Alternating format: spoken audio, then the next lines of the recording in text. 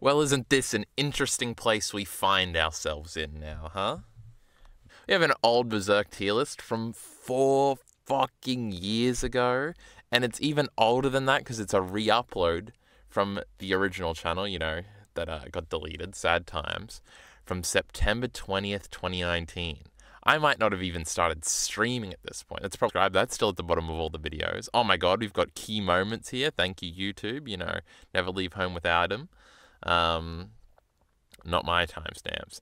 And we've got a controversial list because I'm actually going to record it after this. This is like my vocal warm-up. We're also not on stream again now, in most sense, because also I'm going to reread Berserk very soon, and so this can be sort of like a pre-reread. Sonya's all the way up here, which is pretty funny. I don't know if she'll still be in S tier. I think that was probably over opinion, or you just put them in C tier because Berserk is so sick, bro. It doesn't have any bad characters. Also seemingly in alphabetical order because we have Anna here.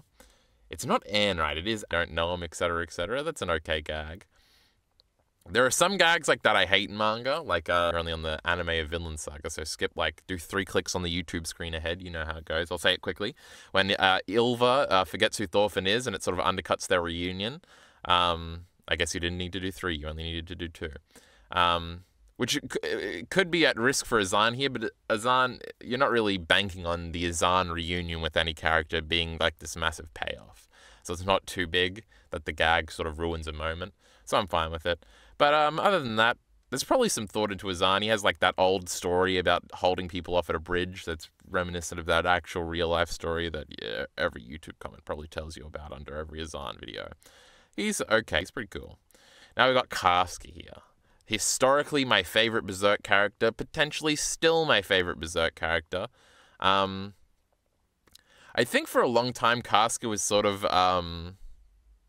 the ideal validating girlfriend figure, and that might have resonated with me a lot more when I was 17 compared to when I'm 35 or whatever I am now. I'm not even 23 yet, so I'm pretty young and stuff. I'm not going to die soon, unlike some people I know. I think that was the appeal of Casca. The moment where Guts is like, he kind of is way too aggressive in the sex scene, and then he has a physical breakdown because of his previous sexual trauma, and then I made a whole video about this. It's the oldest video on the main channel now. The undeniable that whole thing still stands. It's still a great moment. Outside of that, the attacks on Casca are usually she's only in that first arc, etc. She's a potato for the rest, and once she's come back, there have been some interesting character interactions, like her meeting the crew, and everything like that, but it's always been sort of, there's always an asterisk on it of how here is she actually, what's going on here, and obviously we haven't really gotten the Guts and Casca reunion. They kind of say a few sentences to each other when they can't see each other, right, on the tree or something, I think. But again, I haven't read that most recent Berserk stuff in a long time. So that doesn't really factor into it too much. Obviously she's cool. She's like a female warrior archetype, so that's pretty sick. Obviously I generally like characters who have attitudes like her, or like Asuka from Evangelion, or etc., etc. I wouldn't say Casca is too much of the tsundere archetype. But she certainly has that sort of abrasive attitude that's I find very likable in most of my favorite characters. Outside of that, there isn't too much to say about Casca, I don't think. There is a million things to say, in very specific details about her mindset regarding things. Those last 3 volumes of the Golden Age, when you're trying to all the genius stuff in Berserk is in the implications of each one of the 3's actions and what they're actually thinking towards the end. I guess Guts is kind of pretty straightforward. We sort of have his final monologues and understand his mindset entirely. He loves Casca now, he wants to be with her, but he also wants to save Griffith. But then Casca's internal conflict of she kind of wants to choose Griffith over Guts even after their scene. And there's still sort of unresolved issues of if Griffith was fully healthy and decided, hey, Casca, I want to marry you now, who would she choose type thing? And obviously that's all given a very dreadful slant with the with the fact that he rapes her right after that, and the sort of mixed emotions that must be going through there that ultimately break her little dull mind in two. We remember the metaphors. There's a bunch of brilliant stuff regarding that. So in order to justify my lack of Casca like that, it is a little bit difficult. I don't even know how I used to get around that. Because obviously back then I would have been like, no, Casca's the best because I think she's the best, because I'm actually in tune with what the best is. Obviously now, like, characters being deep isn't a good reason to like them, really. Or a good reason for them to be good characters. There's no good characters. We're fully on our ultimate subjectivity train here in the good year of the Lord 2024. So it's not like good equals good or anything. So you can like whichever characters, and you like characters not because they're good, because of sort of inherent feelings that are fundamental to you, and then fundamental to your perception of the characters, etc., etc. You cannot say objective things about media, etc. We've gone through this a million times, but we probably haven't with most of the people listening, because this will probably get more views than my general stuff, or like my streams where I would talk about this more in tune. I guess I'm kind of unsure where I'm at with Casca at the moment. She's still she's probably top 2. Just because that's how I feel, brother. But I think to elaborate on her more in a reread is very interesting. Because I was doing a reread kind of like 3 months ago, and I got to, I think, just after Zod. And I do think all of the Casca stuff there is really good. She's just fun to read and to watch, I guess. But obviously the more depth stuff comes later. And I think most of it does come down to the stuff I said at the beginning, because I was just thinking down, like, best Casca moments, like when she cuts off her own sleeve or whatever to wrap guts off. But even then, that's just sort of like nurturing girlfriend stuff, and it's like, oh, framing it that way doesn't make Casca, or my lack of Casca, seem that cool. But I guess that's kind of where we're at, especially at the time, back in old 2019. But now we've got Charlotte. We kind of already talked about Charlotte. There is a lot of depth to Charlotte that, again, is unnecessary, in ways that I like. She could just be a Griffith sycophant, but she very much isn't, in the way maybe Sonya is. I fully expect Charlotte at the end to sort of learn about Griffith's misgivings and turn on him. And she sort of just, I don't know, I like her go get it if father tries to molest her. Isn't that crazy? And her general relationship after that, and her getting saved, and that's the scene with the bed and stuff, Aliari's favorite Berserk scene. And even after that, when she's trying to, she's, what do you call, because obviously her admiration for Griffith, especially post Eclipse, when she's I feel like I remember a scene where she's trying to cook for him or whatever before they storm Vitanis, maybe. I remember that being cute, even though you're supposed to be frustrated with her, don't admire the evil Griffith, you bitch, and stuff like that. But because she's enough of a character to be separated from her like of Griffith, which honestly might be because of this dynamic, because it's not even fleshed out that much, just because it exists, is nice. And it's good, and it's A tier. Now we've got Chich here. Now, Chich has sort of gotten a renaissance recently where everybody really loves the Chich story. Whereas, I feel like back in the 2019 periods and even before that, everybody hated Hitch because it was a waste of time, do nothing, little arc that everybody was trying to get through to get to the good stuff or whatever, as it was monthly coming out. Because that's before they get to Elfhelm, right? So we're still in the boat or something, and everybody's mad about it, and it looks like Mirror's spinning his wheels doing a nothing side story. And I think I did watch a video talking about how the Chich story is the first little bit of Fantasia, and that's how it, and if you look at Fantasia and its whole thing, because apparently it's over now, you can glean a lot of thematics from the Chich stuff. Chich was cute. That's basically all I remember. I don't really remember I remember there being some sort of monologue at the end of the thing, maybe with the Jill stuff. I don't remember exactly what it says or the point of it. So I guess tentatively we can put Chich in B tier because she's cute. No, got the fucking Count, bro. Greatest character of all time. I'm a big Count defender. Do I like the Count more than Charlotte? And Anna? Maybe. The Count is the first great character in Berserk besides Guts and Puck and Vargas. and Teresa. So he's not the first of anything, scratch that. But he's sort of the Snake Baron is obviously very evil man. Now the Count is our evil man, but he's got some depth to him, and we like that. Obviously I think the most interesting thing about the Count is his rejection at the end of the God Hand's proposal to get rid of his daughter. He's still holding on to love for his daughter, and I think that's probably the essence of the interesting stuff about him, his care for his daughter, and the added layer sort of after we've captured Puck, and it seems like he's killed Vargas, and it's like, oh, here we go, set up for Guts versus the Count. Oh my god, Zondark's in the back here, I think.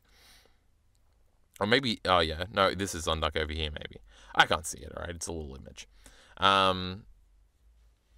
And then Teresa is introduced, and it just adds this extra layer. That's fucking sick, bro. So the Count's pretty cool. And he killed Pippin. Can you believe that? Though actually, he probably didn't kill Pippin. He probably just picked Pippin up to mock Guts. Which is a little weird, Count. Why'd you be doing that? Because I'm pretty sure we see the ones that killed Pippin, and it's not the Count. Unless maybe it is, and I'm just misremembering. We've got Conrad here. Probably everybody's least favorite God Hand design. I'm sure there's some Conrad stands out there. He doesn't have much characterization. He's like the disease guy, and he has rats and stuff. And when he reappears, it's really cool. But other than that, I guess he's a C-tier character. Corkus is like a B-tier character. He's like, I'm not too annoyed with him being a prick or anything, so I don't really hate Corkus. And he sort of comes around to liking people and stuff. I don't know if he ever has a moment with Guts where he's like, I love you, Guts. But he just doesn't inspire much in me, old Corkus. Daiba is kind of similar. It's interesting that Daiba has a face turn. He's got a cool design. He's got a cool relationship with Erica, I guess. I don't know, he does kind of have a cool relationship with Erica. We like Erica. And Ricket, and he flies away, and he has little thingies, and he's trying to stop Ganishka from losing himself entirely. So I guess that's all interesting stuff. Danan is kind of like Conrad here, where, she's got some funny Puck comedy, actually, and that's the greatest thing in all of Berserk. I guess we'll put her in front of Chich. I like Danan now. Erica's great. She's probably A tier. If Anna's going in A tier, Erica's definitely going in A tier. Let's hop this bitch, Charlotte. Erica's just a little kid. She got adopted by Godo, and now Ricket, and Ricket will have a little machine there, and he'll shoot you. You'll be like, what the fuck just happened? And she cuts those logs for Guts to cut the logs of. You understand what I'm saying? Erica's the best. Urvella. Urvella gets a lot of hate, too. It's kind of funny. I guess we'll probably put Urvella like here. Put these little fucking useless fairies together. See, we hate female fairies. We're fairy sexist. We like the boys. We'll get to him later. Urvella's just sort of Puck's like comedic duo, and obviously wrong way. But you know, they're being little pussies and stuff. So Urvella's pretty cool. Now we've got Farnese, who is the other top 2 character, and who I consistently think sometimes she's probably better than Casca, you know. But then I'll go, no, she's not, bro. Casca's the best. But then fucking Farnese, bro. Remember when she has that masturbation scene? That's the coolest scene ever. But then she's a little bit too nice later on. But not really. That's kind of like the whole point. She's really good. And then we go back and forth.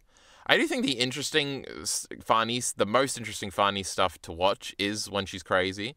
But that sort of makes the later stuff better. And then her sort of developing relationship with Elaine/Casca and growing guilt for her crush on Guts and that sort of stuff. That's really interesting. And then her dynamic with Shurike and trying to be useful. And obviously, some of the best stuff in Berserk is her talking to her family for a whole volume in Vitanis. They're all going to be in A tier, so you better get ready. I bet her mum's not even on this list, so we'll put her in the top of A tier, because Farnese's mum is like my favorite character. If you were to tally up characters and ratio them to time on screen, she's easily top of S tier, Farnese's mom. What a great reveal that is, that Farnese's family actually isn't that bad, and it was just she was neglected, and she was very sad about that. But like, her family aren't actually evil people, neither her father nor her mother, and her mother's super supportive of her new thing, and she's like this like cougar socialite who's like, oh, who's this big boy that she's with? This is sick. And she's like crushing on Guts. Oh, it's so good. So I don't know. Let's be bold. Let's do it. Let's put her at the top. We've got Flora here. She's like a nice old lady, and she used to kiss on Skull Knight. Actually, probably not. That was probably Danan's human form, or whatever the fuck the Griffith-looking girl is. Do we put her above Daiba? Do we put her above Danan? She's sort of she's like the only character in Berserk to fucking die, bro. At least non-flashback. Or like the only good guy, I think. Yeah, whatever. Flora's okay. You got Gambino here. Gambino's pretty great. I think in my recent reread I was talking about where I stopped during the beginning of the Golden Age, the biggest revelations I had of like stuff that I really liked more than I remembered liking was all the Gambino stuff and sort of the parallels with him and Shisu, and both scenes where Guts grabs their hands longingly and then Gambino sort of self-sabotaging and stuff like that by cutting off the relationship with Guts. I feel like a lot of people just say, Gambino sucks, he hated Guts, he's the worst father ever. But very clearly Gambino, like, does love Guts in a very, like, fucked up way. But he sort of hates that he likes Guts, so he tries to, like, hurt Guts to hurt himself type thing. Which is kind of what he does at the end, by getting himself killed by trying to attack Guts. Obviously it ends up having terrible ramifications on Guts. But I don't think it's from a misguided belief of, like, hatred. I think a lot of the Donovan stuff is probably stuff Gambino went through, and, like, he's like, yeah, fuck it. Guts is a little kid, I don't even care about him, and he's trying to, like, prove that he doesn't care about him by doing it, etc. I'm going to do a Gambino video one day talking about that, so, yeah, I think Gambino is a great character. Ganishka here. I think Ganishka was in S tier last time. He's at least an A tier. He's definitely better than the Count. Ganishka's backstory chapter is one of the best chapters in Berserk. I love the aesthetic. I love the imagery in it. It's sick. It's kind of tragic, just like his resolution, where he's sort of fighting this impossible battle. It's great. All of his designs are really cool. Him not being so evil is also nice. Yeah, and it's sort of interesting, the dynamic when he's going up against Griffith and you sort of your allegiance as a reader. It's kind of like, well, I hope he takes out at least as many of Griffith's guys as he can. Now, I don't think he ends up taking any of them out, really. But it is sort of interesting how that dynamic works at all, considering the reader's opinion on Ganishka is not too good, especially after the Charlotte stuff. But our opinions on Griffith certainly aren't good. So it's sort of like, what an interesting little dynamic, because you're still very engaged and it still has ramifications, etc., etc. And there's also other characters around that we care about, like Salat, who is sort of our main look into the Kushin side, and then Charlotte, etc., and Sonya and Irvine and Mule on the Griffith side, and our boy Zod, etc. You know, it's still interesting. Does Godo go in A2? He has the speech that everybody saw he's out about. He probably does. Godo or Erica? I guess Godo goes up here. Grumbeld is... I used to really hate Grumbeld just because I think the Band of the Hawk line is so effective in a way where it almost oversteps. It really is a great scene where he's like, yeah, we're with the Band of the Hawk, bro, and Guts freaks out and you sort of feel like this disgusting feeling yourself, and he's so proud and he thinks he's so good and he wants to, like, fight the black. It's like, ugh, fuck this guy. He seems like almost virtuous, but the fact of, like, his own ignorance about everything really pisses you off, and the fact that he is an apostle, which means he must have done something fucked up at least. He shouldn't be acting this virtuous. So it does a really great job in getting under your skin. Obviously his dragon design is really cool. He's really fucking tall and stuff, and he seems like the new Guts of the Band of the Hawk, where he's super tall and fights good, and it's like, fuck you, bro. You ain't our Guts. You're a little pussy. So he's very effective at being hateable, when I guess maybe he shouldn't be. It's sort of just misunderstandings on his part. Unless we see his backstory and it's all fucked up. Actually, his backstory's in that fucking light novel or whatever that I haven't read. But, I think Spired, right? That YouTuber made a video about how it was terrible, so I think everybody just says it is. I don't know. We've got Guts. I guess we'll put him in ST, you know, he's kind of mid. Oh, we got Elaine as... Oh, I'm just kidding. Guts is so soy. We all love him. I'm going to say things about Guts in scripted videos. It's a very wide topic. What do you want me to say? Best gut scenes, top 5 gut scenes right now. When he gets the Berserker armor and he's so cool and badass, bro. I don't know. Guts' monologues are very good, especially in the Golden Age. He doesn't really have too many monologues after that, I don't think. For whatever reason, I'm thinking of when he praises Griffith that one time. Are they already in Elfhelm, I think? I think of that as like a standout Guts moment of like, oh my god, he's like allowing himself to say something positive about Griffith almost. Look at how far he's come. Obviously, he comes very far in his little character journey. He's got so many trials and tribulations, and he's just such a struggler, bro, and he just represents humanity's will and all the soy points. It's effective. It works. Elaine is great. A lot of the comedy with Elaine is great. And then she gets nearly raped a million times. Isn't that tension? Where the fuck do we put Elaine? Don't know. She tries to eat Puck one time. It's hilarious. Judo, where do we honestly put Judo? You know, we're trying to be edgy. We'll put him in C tier because everybody likes Judo, but he's kind of a little pussy little bitch. Commonly when I think of Judo now, I just think of the moment where he realizes Griffith is trying to catch, like, strangle Guts, and Guts doesn't realize it, and I think that's just so cool. And it sort of adds to that end of Golden Age thing of, like, speculating or inferring what all the characters are thinking about certain things. Just because of, like, everything in Berserk goes unsaid, and that's kind of the most interesting thing is, like, it leaves you to speculate on a lot of what the characters' emotions are at the time. So what Judo thinks about that whole last stretch, we never really get answers on, but you can think about how he was beforehand and how he reacts afterwards, and sort of him trying to save Casca immediately when he realizes what's happening in the eclipse. Like, he says it's sort of like, well, if you survive, maybe the Hawks will survive or something, but is it just because he's got a crush on her? His death scene is really effective. That thing did indeed kill Judo. That old third or so angel from Evangelion. Can you believe it?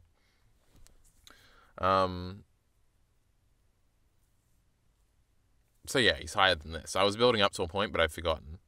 He's probably better than Godo, huh? Not better than the Count. Come on now. So there you go. Redemption from our old tier list. Judo's moved up a little bit. Everybody's very exciting. Irvine is fucking way better than Judo. He's fucking so cool, bro. Remember when he has... Get the fuck out of here, Ganishka. Elaine. Remember he's, like, got a cool relationship with Sonya. That's the coolest thing in all of Berserk. And she rides on him as they go into battle. That wasn't a sex joke. And then he has, like, this cool implied backstory this one time around the campfire where he talks to Sonya in that great Sonya chapter where she's just walking around telling off apostles, telling them to suck her dick. That shit's great. That wasn't a sex joke either. Sonya's like 15 or something.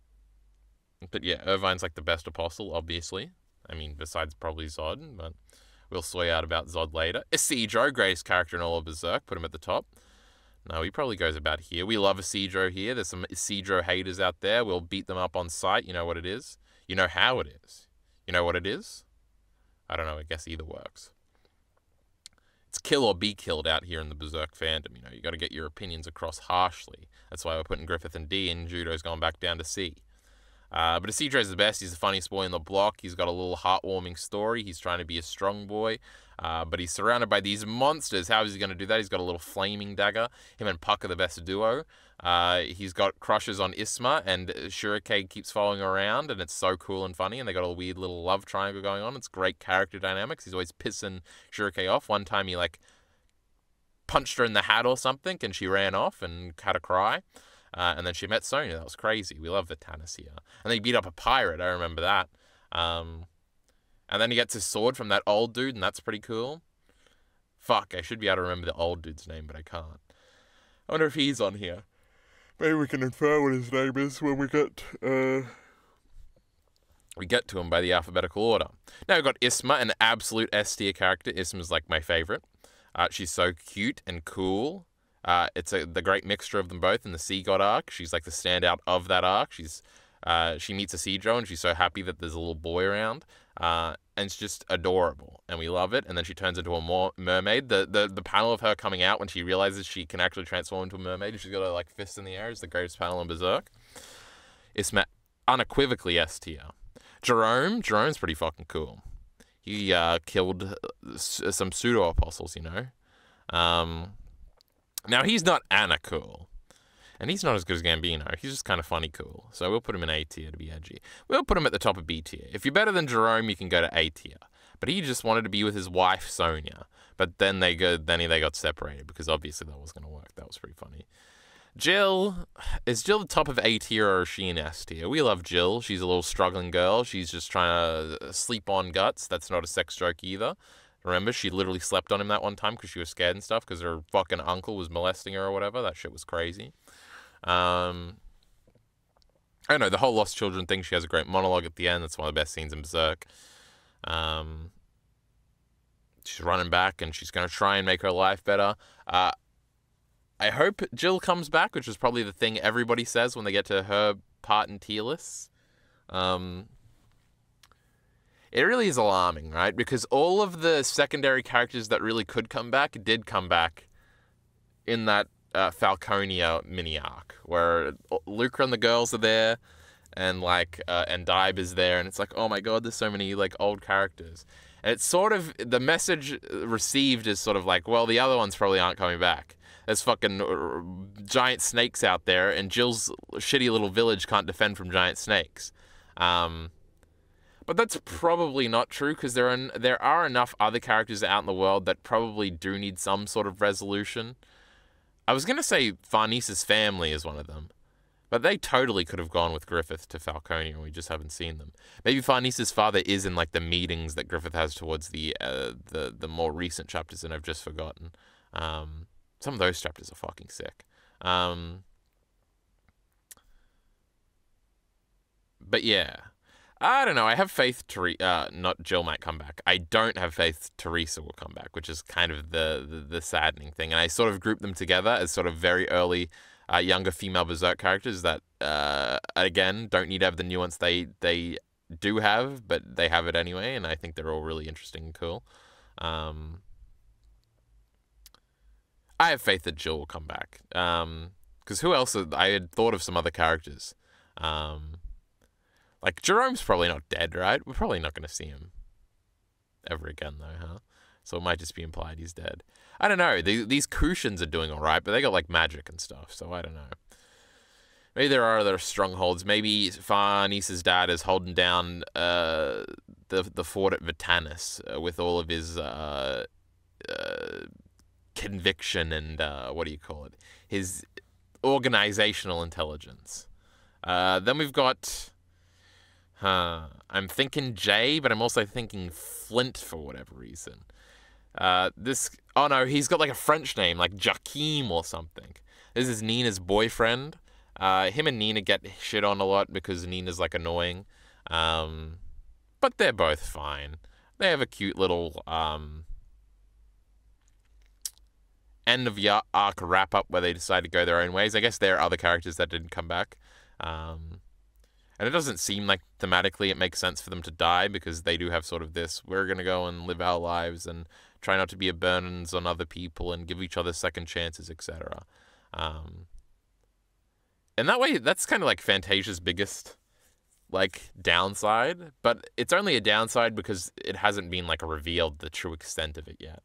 Because yeah, it's kind of disappointing if like every character we've sort of met along the journey that didn't die has to be dead somehow, because how the fuck are they going to fight a giant fucking harpy to live or something? But I know, it's just implied. Poor Conrad's a little lonely down here. And now we have Laban or Owen. I don't remember which one's which. Can they join him in C tier? But we kind of like them. Probably more than fucking Caucus. Where did the other one go? I think this one's Owen. This one looks cool. This dude's got a fucking bowl cut, so he goes beneath him. You got Luca. Is she better than Jill? Is she going in S tier too? Should I just move both of them up to S tier and Irvine be the top of A tier? Luca's probably better than Jill. She's around for a little longer. She's helping us out. She's great. Her being the moral center of the arc, even though she's a prostitute, shows Kentaro Miura's based sex positivity. He supports sex workers on Twitter. I'm sure he tweeted that before he died. Maybe that was his dying tweet. Crazy. He did not want you to audit the thoughts, all right? We love the thoughts here, and so did Kentaro Miura. We got Magnifico here, kind of a bit of a one-note annoying character, until he has the greatest pop comedy of all time when they're trying to invade Elfhelm. He can go at the top of B tier. He's better than Jerome. He's just freaking out all the time about stuff. How far does Morta's potentially underage sexiness take her on this list? Because she is very attractive. And I was certain she was going to turn on us and be like the reason Griffith got to Elfhelm. He would like reach out to her and go, hey, you're pretty cool, and slowly corrode her psyche or her morality until she said, oh, you want to come to Elfhelm and visit me? That's awesome. Let me open a little portal. But that's not how it went down. There's still potential. She's still in the story. You think Morta's like 20? Morta could absolutely be 16 or something. And we could all be in trouble. Father Mozgus is like the worst. He's like the worst part of Berserk is like the volume-long fight we have to sit through where Mozgus is fighting Guts. I don't find any of his religious nonsense interesting. I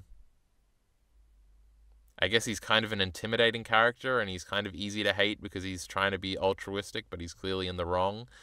He has a lot of impact on Farnese's character, like a lot of residual impact as sort of an admirable thing in Farnese's mind, as we see when we get like her dreamscape where she's like doing she's not doing the dishes, she's doing the laundry, which is interesting. But I don't know, Father Mozgus is whatever. That fight pissed me off. I think all 3 times I've read through Berserk, I was like, can we get this fucking over with? There's going to be a chink and Guts is going to like stab it or something. Who cares?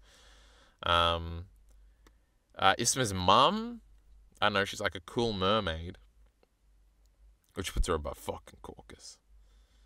Hey, tier list, I'm trying to do some things here. Mule is okay. He's just sort of like the boy that is like paired with Sonya. He's just a little studious little boy, you know. What are we gonna do with him? He's probably better than Laban and crew. The Egg of the New World, I think he was in S tier last time, right? He's an A tier. He's another character with like a really good backstory. And that's sort of all the characterization he gets. But he's trying to go around. That prick Skull Knight's trying to kill him. That's not cool. But yeah, he's a cool design, a cool concept. He fucking probably facilitated Griffith's death by eating the little baby, which was sick. You got the Pwn Teeth here, who is kind of like Father Mozgus. You're supposed to hate him because he's like being misled and stuff, and his religiosity. But his introductory monologue is fucking great. So we'll put him up in A tier. And like his like general demeanor now that Griffith is around is great. Has he died yet? I can't remember if he did. I'd be sad if he was dead. Now we got Pippin. Pippin's like a big strong guy. He's not as good as Magnifico. We'll put him here. Pippin doesn't do much. Everybody loves Pippin because he's like the quiet, strong guy. He sort of has the 2 most interesting things about Pippin is that he's like been in the Band of the Hawk for a long time. So like in the Casca flashback where like him and Judo and Caucus are just like standing behind Griffith, you're like, oh my god, he was with him back then. What does that mean? What does he think about Griffith? And then later, like in the Eclipse one, he's like freaking out and, well, he's not freaking out, but he's screaming and stuff. And like sort of what, again, with the Judo thing, like what is he thinking about this is kind of interesting to think about. So that's kind of the upside of his character. But other than that, I don't really care about Pippin too much. We've got this guy who is kind of next to Father Mozgus and being annoying interrupter of fights, but he's funny. So this guy's okay. I forget his name, the pirate dude. Him slowly progressing in his monsterification is also interesting. Now we got our boy Puck, you know, put him all the way at the top. Isidro, make way. Guts should probably be made to make way, but I don't think I'm ready to do that just yet. Puck, obviously, Black Swordsman arc is really good, but then he fell off and he just became a Cardi character. Oh, wait, that's better than the Black Swordsman stuff? Oh my god, that makes him the 4th best character in Berserk. Maybe we'll see when we get to Shurikei. Rakshas, or whatever his name is. He's got a sick design. He wants to kill Griffith and stuff, so that's pretty based. I can't remember if we killed him or if we just sedated him while we flew off. And he seems like he was a Baki Raka guy at some point or something. I forget the details. But he's pretty cool, bro. So he's going all the way up there. We got our boy Ricket. He slaps Griffith. That makes him S tier inherently. Ricket's okay, right? Ricket's not that good. Is there a much interesting, like, Ricket also surviving the eclipse is, like, the most interesting Ricket ever gets, where you're like, well, what does that mean for the narrative? When he's, like, outside of stuff. He's got a lot of ingenuity. He's creating stuff. He, like, creates fucking plumbing and shit for Falconia, sends it, like, 400 years into the future. That was all sick. He's really whiny and annoying on the Hill of Swords. So I don't know much else. What else do we say? He's probably like, he's probably above Shallan or something. Oh, he's probably above Erica, huh? He's probably above Godo, huh? Oh, am I really at the point where I'm putting Judo ahead of Ricket? I'm disgusted with myself, but probably. But he slapped him, bro. It was sick. Now we got our boy Roderick. Are we putting Roderick in S tier? Let me think about it a little bit. Is Roderick really better than Jill? This is as low as he's going. Roderick's pretty cool. Roderick's like, I mean, it's the bait and switch of all of Berserk, right? Everybody thinks Roderick's going to be a prick, and then he's just the nicest boy ever, and Farnese needs to learn to love him.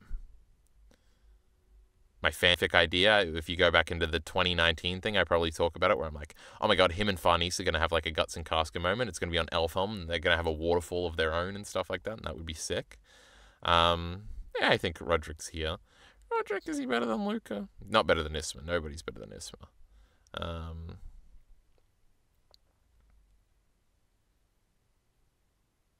Nah, Luca's like sly and stuff. That's cool. Be a little bit more sly, Roderick, for your own goddamn good. The Moonlight Boy is like cute. But he's also Griffith, bro. He's cute. We can't put him beneath Grunbeld. I guess he goes about here. He never had a Magnifico comedy line, though, so he ain't that good. Rosine? Rosine's probably going with Jill. Oh no, Irvine. I think Rosine's better than you. That's sad. But Rosine is epic. Her interplay with Jill, her backstory, the PCAF or whatever his name is, allegory and all that. It's pretty sick. Her design is nice. She looks like a little playful dog here, and in the Eclipse when she's first introduced, that shit's freaky as fuck, for real, for real. So Rosine's the best. Shirake, I don't know, I've been rereading Puck stuff recently, so it might put him just ahead, but, I mean, Shurike's top 5, we all love Shurike. Remember that Super Eye Patch Wolf video? We talked about Shurike being good. I actually haven't seen the second Super Eye Patch Wolf video yet, so we'll, I'm referring to the old one. Oh my god, Berserk's about the quiet moments, and Shurike's hat fell off, and then Guts put it back on, and that was crazy. Serpico, famously my least favorite member of the new party. A bit of a bitch boy, you know. A bit of a servant. I always put him above Judo, though. He's okay. Maybe I'm hating on Serpico a little bit too much. Because I was originally going to say, yeah, that's about right. But I mean, he's probably better than these characters.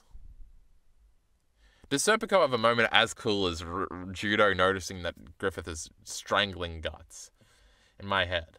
When we think of Serpico, we think of him not fucking Farnese. We think of his backstory and his meeting with Thingy. We think about his 2 fights with Guts, but fights are lame, so we don't like that. Him and Roderick going to drink with Guts while Casca's getting unmined raped. That's a Roderick scene, though. Serpico, you don't get any credit. He saves Farnese sometimes. I don't know. Judo's got a cool scene or two. Oh my god, Salatio, guys. Fuck Judo and fucking Serp. Come back. It's kind of the height of nothing. Like, but then reread. Or maybe I'll have a greater appreciation of Musgus or something. Could any of these characters really move up? Probably not. I don't know. Maybe like a Wild or something. Probably Chitch, actually. That's probably good. So I don't know if we'll need to do another one of these post reread, but I don't know. Maybe. We'll see. But there you go. Rectified after 4 years or something. Now I've got a boring tier list just like everybody else. Except maybe some people have like Isidro and Puck down lower because they're fucking pussies. Or Luca even. Or Slan even. But I feel like everybody jerks off Roderick at this point, so that's not even cool or unique. Maybe having Farnese that high up is unique. I'm just trying to be a unique young man, okay? With that being said, we'll fucking get out of here. I'm a yawning little prick. Look forward to some more Berserk scripted videos, maybe some more Berserk unscripted videos here on the second channel about a variety of different topics. I want to do one where I read through a bunch of Miura interviews and like do a report back about all the interesting things I've learned. So if you're interested in that, that might be out like next week. We'll see when I get around to reading all those. But also Chainsaw Man reviews, Mushoku Tensei reviews on the Ordinary RE channel, Black Lagoon, the third part coming out soon. Then I think we're doing Madoka Magica after that, and then who knows after that. Madoka Magica will probably be on Elite RE's second channel, Ordinary RE though. Vinland Saga 2, Berserk and Vinland have a lot of crossover fans. I have like 4 chapters behind, and when Bacon says it's time to record, I'll read those ones and the most recent one, and we'll do a big review, as we usually do. But that's it. Support links in the description below. Thanks.